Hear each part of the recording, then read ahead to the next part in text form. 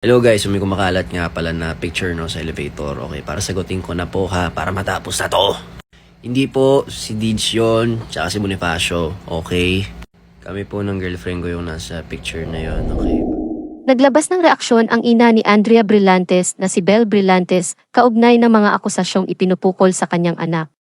Ipinagtanggol din ni Belle si Andrea sa isang kritiko na kinuwestiyon ang ginawang pagpapalaki ng ina sa anak na aktres. Ipinagmalaki rin niya ang anak sa achievements nito sa gitna ng pagpuna ng mga kritiko. Matinding bash ang tinatanggap ngayon ni Andrea na inaakusahang third party umano sa hiwalayang Catherine Bernardo at Daniel Padilla.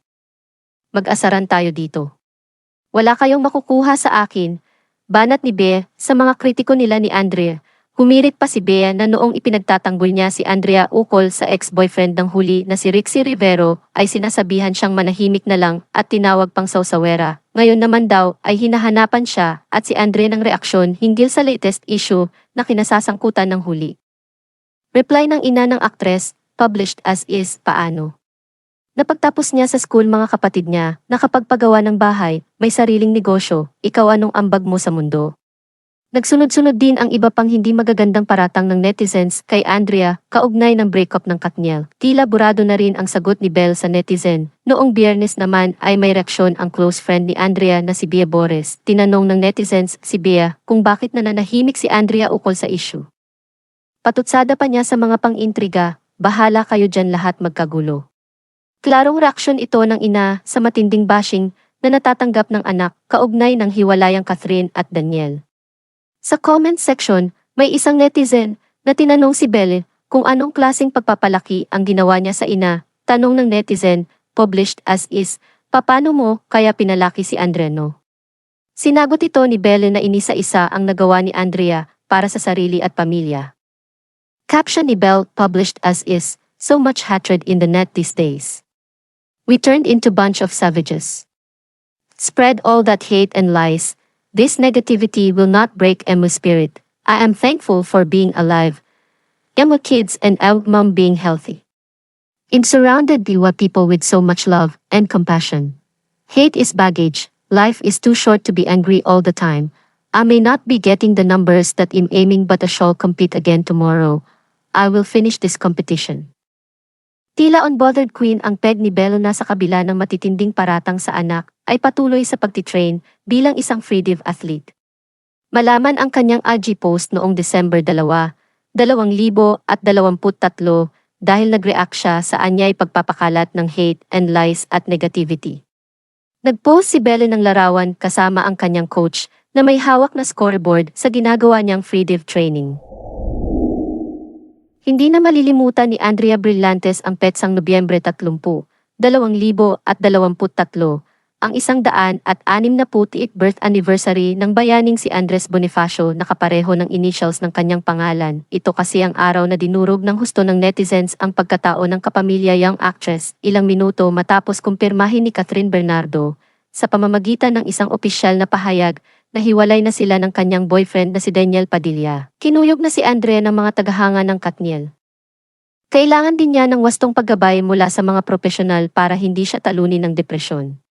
Tila nabaligtad na ang sitwasyon dahil si Andrea na ngayon ang nakakatikim ng masasakit na salita mula sa Katniel fans na parang siguradong sigurado na siya ang ugat ng pagkasira ng 11 taong relasyon ni Catherine at Daniel. Parehong mga contract star, sina Catherine, Daniel at Andrea ng Star Magic, ang talent management arm ng ABS-CBN. Isang malaking issue ang kinasasangkutan ng tatlo kaya interesado ang publiko na malaman ang posisyon ng Star Magic Management tungkol sa kontrobersyang dumudurog ngayon ng husto sa pagkatao ni Andrea. Wala pa ring pahayag si Andrea tungkol sa pagkakaugnay ng pangalan niya kay Daniel na siya umanong dahilan ng pagkasira ng relasyon ng aktor at ni Catherine. Sa gitna ng matinding batikos na natatanggap ngayon ni Andrea, tila inabsuelto na ng publiko si Daniel Gayong. Kung tutuusin, kapwa sila may pananagutan kung sakali mang totoong nagkaroon sila ng ugnayan. Matapos bumaha ang luha sa social media nang magpahayag sina Catherine Bernardo at Daniel Padilla ng pagtatapos ng kanilang 11-year relationship, bumuhos din ang samut-saring memes tungkol sa kanilang breakup.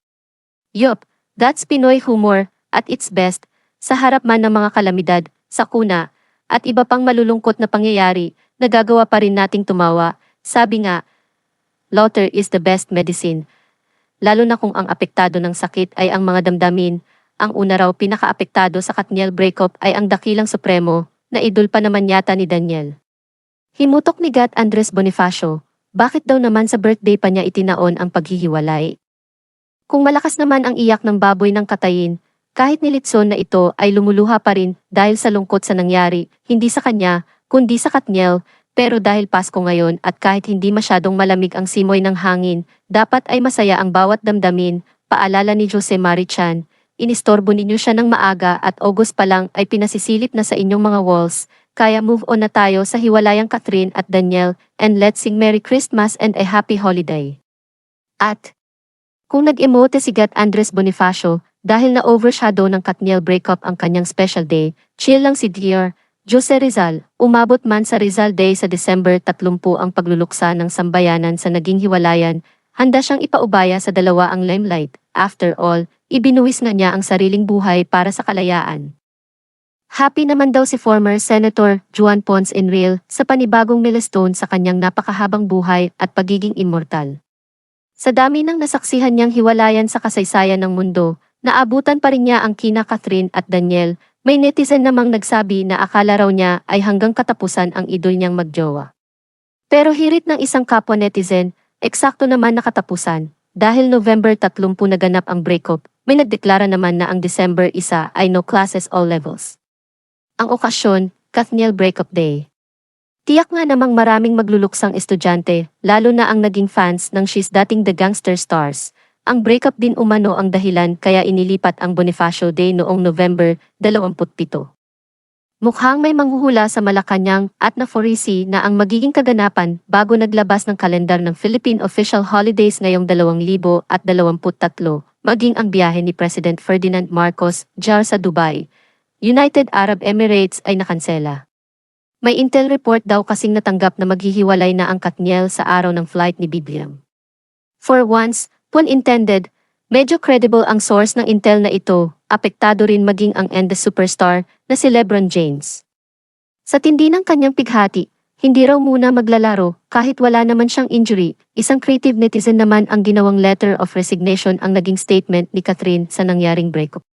Ito umano ang kanyang agawa pagkatapos niyang matanggap ang kanyang 13th pay. May eagle-eyed netizen na napansing may OOTD, sina Catherine at Andrea Brillantes na kapareho ng suot ng mga guest sa face-to-face na nag-catfight sa naturang Kililima show. If the picture paints 1,000 words, hindi na namin kailangang mag-elaborate, at dahil laging kumakalat sa social media ang throwback photo ni Daniel at ng bata pa noong si Andrea, may nag-post din ng picture ni Catherine na may kasamang little boy. Sino naman kaya ang batang to? At ano ang connect? Paki-explain, I love you. Several days after publicly declaring the end of her relationship with longtime boyfriend Daniel Padilla, Catherine Bernardo is embracing a new chapter in her life with stylish hairstyle. On Tuesday, December 5, 2023, Catherine took to Instagram to announce her recent transformation, unveiling her newly dyed autumn orange hair. "I hope Santa still recognizes me with orange hair," Catherine wrote in the caption with an orange emoji in her post. She acknowledged her hairstylist John Volfor. Her new haircut and credited Jen Maningas Haizon from Jen Hair Extensions for her hair color. Catherine's new look garnered admiration from her fellow celebrities, such as Ivana Alawi, Heart Evangelista, Miles Ocampo, Sara Lahbati, Jolina Magdangal, Chi Filomeno, S. Bonifacio, and several others. Before this change, Catherine sported long and chocolate-colored hair. Catherine experimented with shorter hairstyle, biwa donning wig for her cover shoot with Preview. PXS November 2023 feature. Mga petty waps, ay mali, sorry, take 2. Hello guys, may kumakalat nga pala na picture no sa elevator. Okay, para sagutin ko na po ha, para matapos na to. Hindi po si Deeds yun, tsaka si Bonifacio, okay? Kami po ng girlfriend ko yung nasa picture na yun, okay? Para na rin matigil na rin yung pag-iisip ng iba dyan dahil alam naman natin ang nangyayari ngayon sa mundo.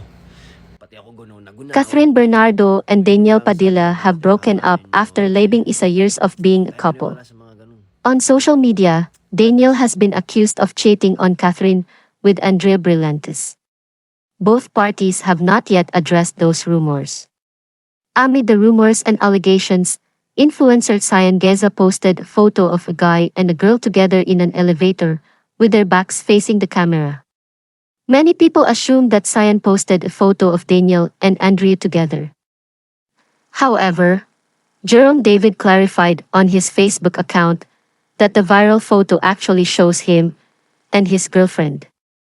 Jerome also called out a Facebook page for assuming that the photo shows Daniel and Andrea together.